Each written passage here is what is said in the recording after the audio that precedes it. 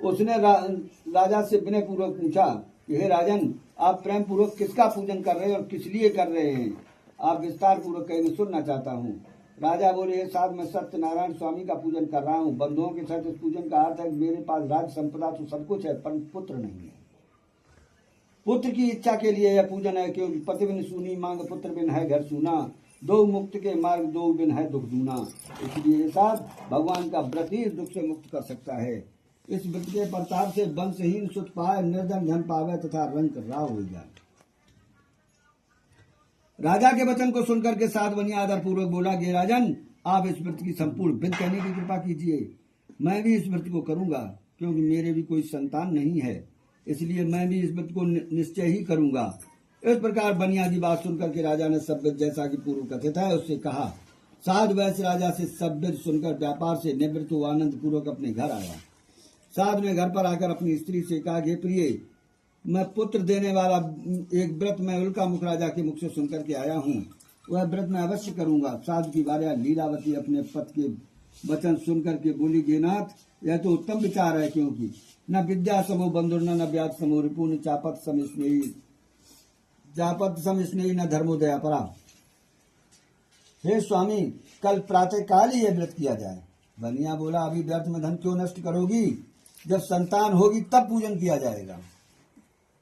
इसके बाद स्त्री ने प्रश्न किया, क्या पुत्र से बढ़कर धन मूल्यवान है? तो बनिया ने भी उत्तर दे दिया कि टका धर्म टका कर्म टका ही परम तपा, यस्य गे टका नास्ति टका टक टकायते। अर्थात कंजूस की चमड़ी चली जाए पर दमड़ी न जाने पावी। कहना जो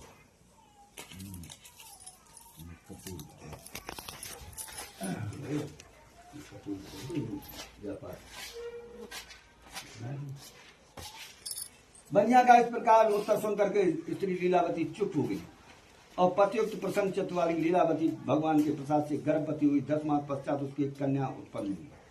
कन्या रतन सदृश थी। वह दिन दिन इस प्रकार बढ़ने लगी जैसे स्वामी आपने संकल्प किया था कि संतान होने पर सत्यनारायण का पूजन करूंगा।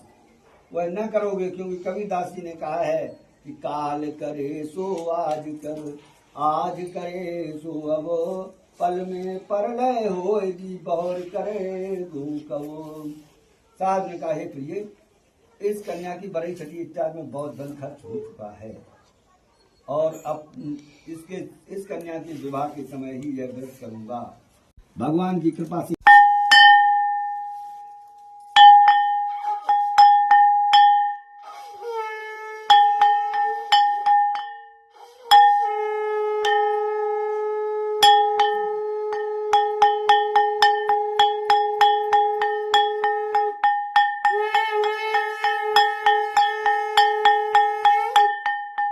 को धन देकर अपने रतनपुर नामक नगर को चला।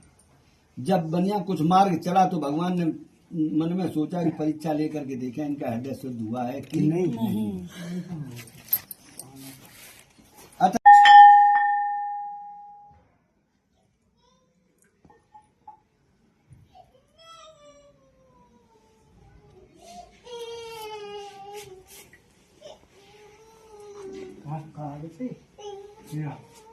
सत्यनारायण बोला।